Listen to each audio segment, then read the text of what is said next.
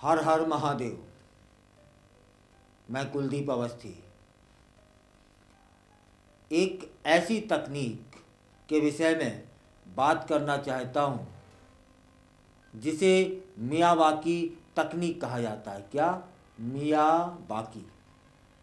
इस तकनीक की मदद से प्रयागराज महाकुंभ 25 से पहले लगभग 56,000 वर्ग मीटर में घने जंगल उगाए जा रहे हैं। इसलिए इसे मियावाकी तकनीक बोला जाता है। यह एक ऐसा प्रयास है जो न केवल पर्यावरण को सुधारने में मदद करेगा, साथ ही साथ आने वाले श्रद्धालुओं को भी शुद्ध हवा प्रदान करने वाला है। सर्वविदित है कि प्रयागराज नगर निगम ने पिछले 2 वर्षों में इस जापानी तकनीक का उपयोग किया है ताकि शहर में ऑक्सीजन बैंक स्थापित की जा सके। मियावाकी तकनीक का मुख्य उद्देश्य छोटे छोटे इलाकों में कई प्रकार के देसी पौधे लगाने होते हैं जिससे घने जंगल विकसित हो सके। इसी प्रक्रिया को मियावाकी प्रक्रिया कहा जाता है। पौधों को एक दूसरे के इसमें बहुत नज़दीक लगाया जाता है ताकि वे बहुत जल्दी उग सकें और बड़ा रूप धारण कर सकें एवं बहुत विशाल वन का रूप वह पौधे ले पाए। जानकार बताते हैं कि इस तकनीक की खोज 1970 के लगभग हुई थी।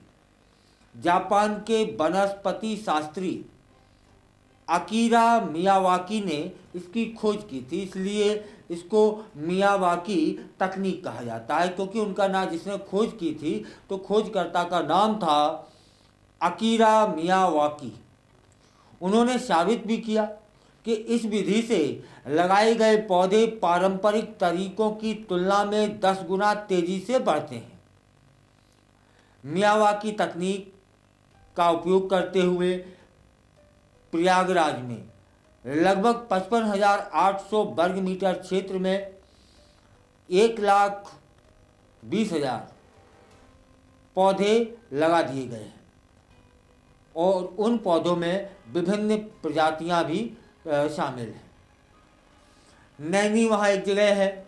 नैनी औद्योगिक क्षेत्र में सबसे बड़े पौधारोपण का कार्य किया गया है जहाँ 63 प्रजातियों के लगभग 1,20,000 पेड़ लगा दिए गए हैं।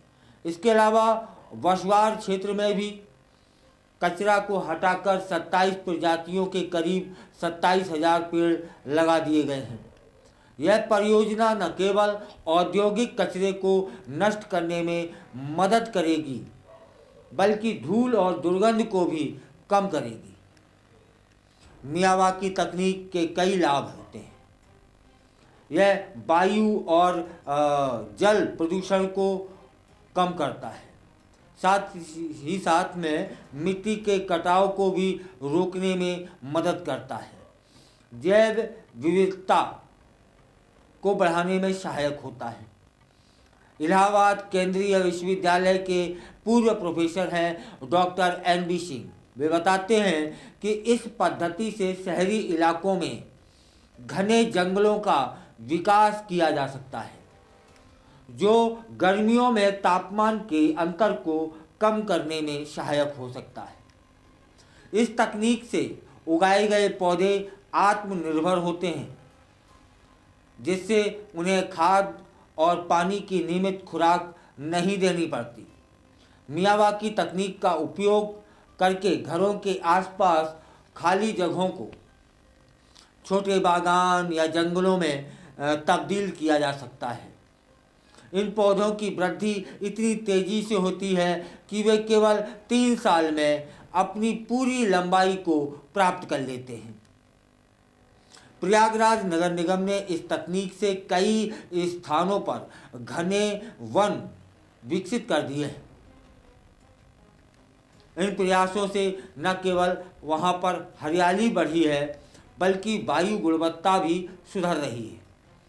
मियावाकी जंगलों की विशेषता यह होती है कि इनमें जैव विविधता अधिक होती है और ये अन्य वनों की तुलना में अधिक कार्बन अवशोषित करते हैं।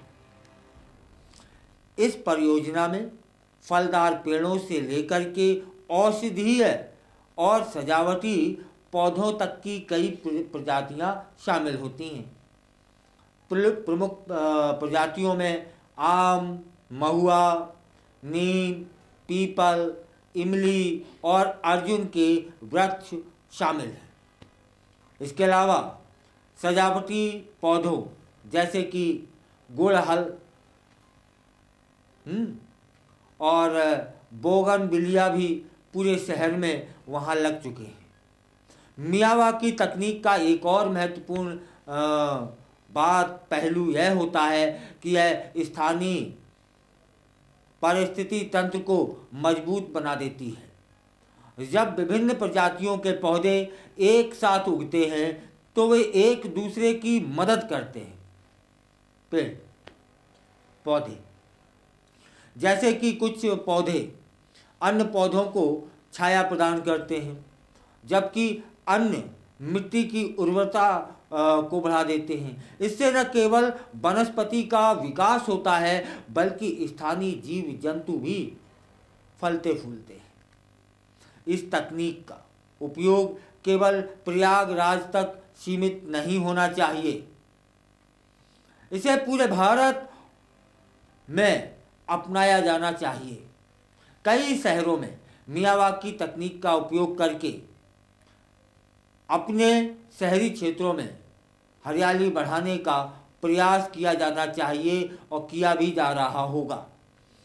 इससे न केवल पर्यावरणीय स्थिति सुधरेगी, बल्कि लोगों को भी मानसिक स्वास्थ्य का लाभ मिल सकता है।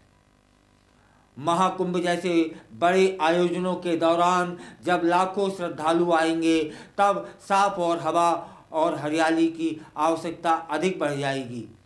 मियावाकी तकनीक इस आवश्यकता को पूरा करके एक प्रभावी तरीका साबित हो रही है, जिसके माध्यम से प्रयागराज नगर निगम ने न केवल पर्यावरण संरक्षण का कार्य किया है, बल्कि स्थानीय समुदाय को भी जागरूक किया है और वे अपने आसपास की जगहों को कैसे हरा भरा बना सकते हैं यह भी सीख दी है।